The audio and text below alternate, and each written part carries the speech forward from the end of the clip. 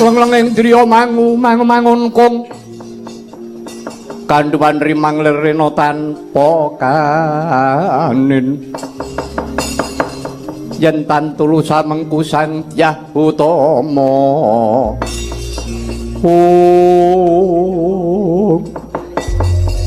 Paman Gunawan Wibisana manut tak bondo tangan tak srimpung sikilmu kowe wong murtad kowe wong nyelaki janji kowe golek kepenake uripmu nanging ora ngerti ya sarta kowe ora ngelingi negaramu kowe ora ngelingi kawulamu mung butuh golek kepenake uripmu dhewe ayo dene iki manut karo aku bondo tanganmu ngenteni pengadilan negara Ngalengka anakku ngger bocah bagus anak wong sigit Dajit ora to kowe kok banget temen anggonmu mbelani kelawan Prabu Dasamuka mesti tak belani kowe sing ngukur jiwa ragaku kowe wong atuaku ya pundhenku ya sembahku sing kandha yen kowe anake Dasamuka kuwi sapa lho Paman Gunawan kowe aja bolak-balikake sejarah aja ngingar-nginger perkara kiblating lelakon Drajit kuwi putrane Prabu Rahwana Raja Drajit dina iki kowe percaya ya monggo ora ya monggo dina iki pun paman bakal crita marang kowe sejatine kowe kuwi dudu anake Kakang Prabu Rahwana kowe kuwi anakku Drajit jaman wong atuamu Kakang Rahwana munggah menyang kayangan arep sara hamuk arep ngobrak-abrik kayangan Suralaya dewa-dewa padha kalah Sang Hyang Bathara Guru banjur nurunake Bathari Widawati jalaran Sang Hyang Bathara Wisnu wis disiki tumurun lah kanggo njajari sarta kanggo nderekake Sang Wisnu Murti kudu Bathari Widawati melu tumurun ngiras pantes ya kuwi nggodha kelawan Prabu Rahwana dumadakan ana ngerpat kepanasan Kakang Prabu Rahwana weruh Widawati gandrung bareng gandrung ardi wengku garwa ora gelem Widawati dioyak-oyak nah bareng dioyak-oyak bablas mlayu dioyak meneh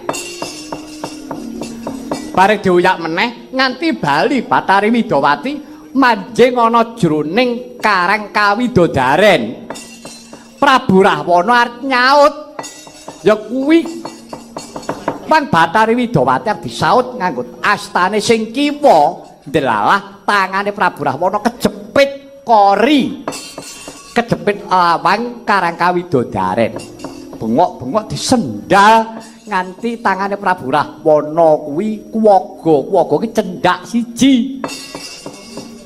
Mula ke tangane Prabu Rahwana ora cacat. Sak banjure isih ngoyak meneh. Bathari Widawati doyak meneh. Kocapa? Bathari Widawati manunggal manjing marang anggane Bathari Tari. Ya Dewi Tari garwane Kakang Rahwana Raja sing lagi nggerbini. Bareng manunggal karo garwane ya kuwi Dewi Tari sing lagi nggerbini. Moko wis nggerbini sepuh wancine bayi lahir. Prabu Rahwana ngendika marang aku Gunawan mbakyumu Tungganana.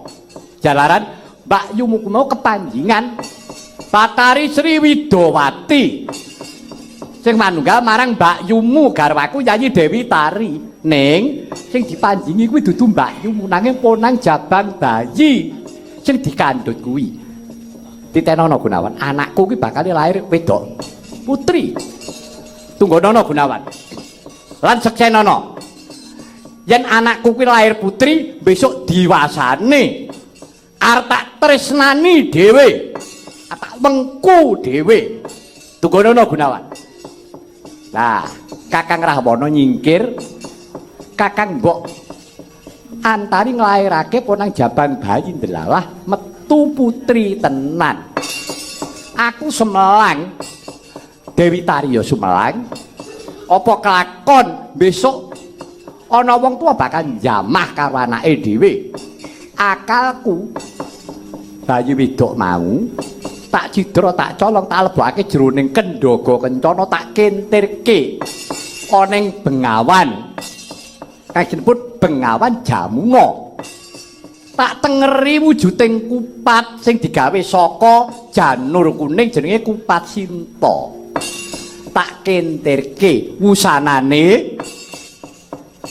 wusanane aku ngeningke cipta. Aku tumenga ing akasa nyuwun kelawan Sang Hyang Bathara Indra. Saknalika ana cahya wujude kaya mega. Gumulung saka dhuwur tiba ning pangkonku cenger wujud dadi bayi lanang. Tanggunge jari bayi wedok mau. Bayine lanang mau wis bareng ngono tak depke karo Dewi Tari. Prabu Rahwana teka. Anakku wis lair Gunawan, sampun kok Prabu. Lanang apa wadon? Lah menika putra benan kakung. Wah, ora iso. Anakku kuwi wadon, anakku kuwi wedok. Nek lanang dudu anakku. Monggo klaturi mriksani. Ning pancen Prabu Dasamuka wong pas kita pinter tenan. Anakku kuwi wedok Gunawan, mboten kakung. Bareng ditonton lanang tenan. Prabu Dasamuka nesu bayi dikeplekke ana jerambah jedet didak-idak. Dipiloro. Ora mati saya gedhe wani karo Prabu Dasamuka. Sebab bayi mau wiwit tumurun saka ing akasa wis gendong pusaka jenenge Nagapasa. Kocapa bareng mengkono Prabu Dasamuka nganti gila, nganti sedih diwaneni karo bocah nom-noman mau. Bar sedih tobat ngomong karo aku, wis Gunawan aku trimo kalah karo bocah edan kuwi. Kok Prabu menika putra panjenengan saestu. Nek mboten putra panjenengan mboten badhe gadhahi kasekten kados ngaten. Apa iya Gunawan? Inggih. Ya wis. Nang tak aku anakku, wen ora jeneng sisan. Sing jenengke aku reh ning rikala semono aku iki tumenga ngakasa tekse aku iki ndangak sing tak suwun Sang Hyang Bathara Indra bareng dadi bayi lanang tak jenengake Indrajit ya Megananda jalaran rikala semono wujuding mega. Mula ngger Indrajit kowe kuwi dudu anake Prabu Rahwana, kowe kuwi anak pujanku Indrajit. Aduh Rama.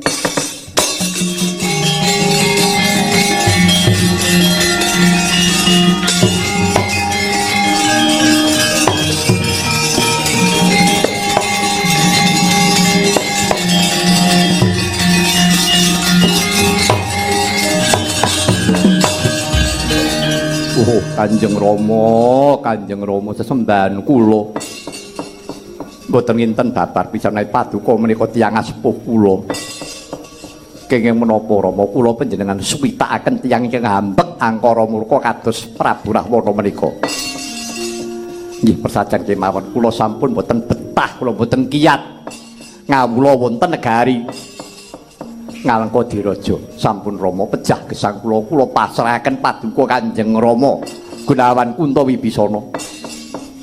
Kula rela legawa lari turisih batos menawi to ingkang nguntapaken wangsul kula dhumateng alam kamuksan paduka Kanjeng Rama Gunawan Wibisana.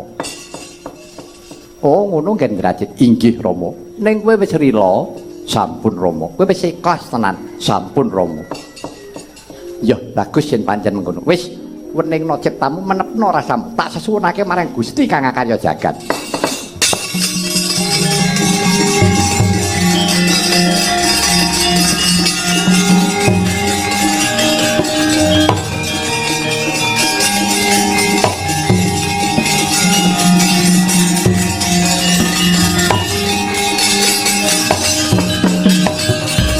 Tansah marpamuning suksma sinuksma ya winah ya ing ngasepi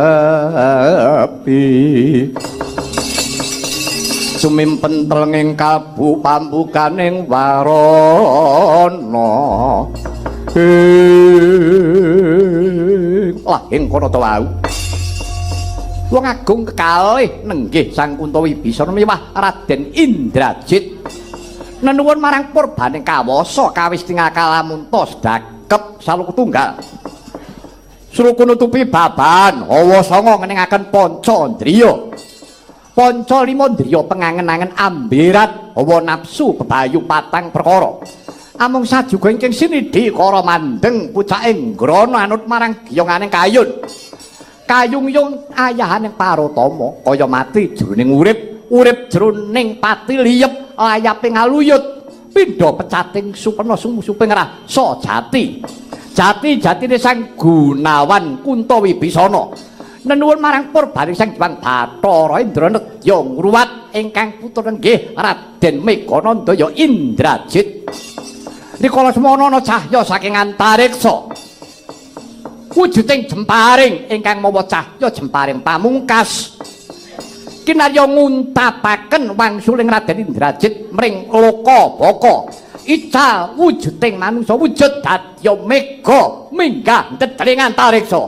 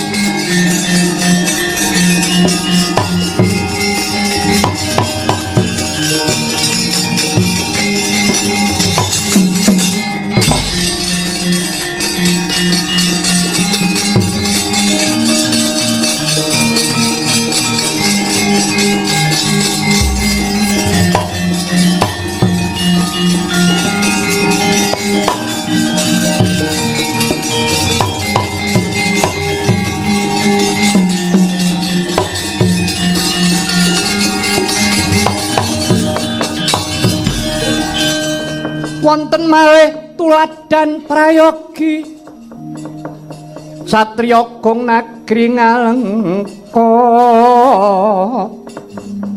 Sang Kumbakarna arane turi kuwarna diyu suprandene gayuh utami wiwit perang ngalengka kenya darbe atur mring kang raka mrih raharja dasa muka tan kengguh ing atur yakti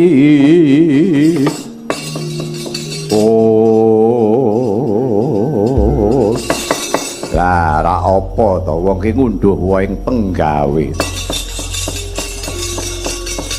wong wis dipenging aja ndisiki laku aja nuwuhake untran-untran aku tak tumindak luwih dhisik lah kok malah pranaan ngalengka do clandhaan disiki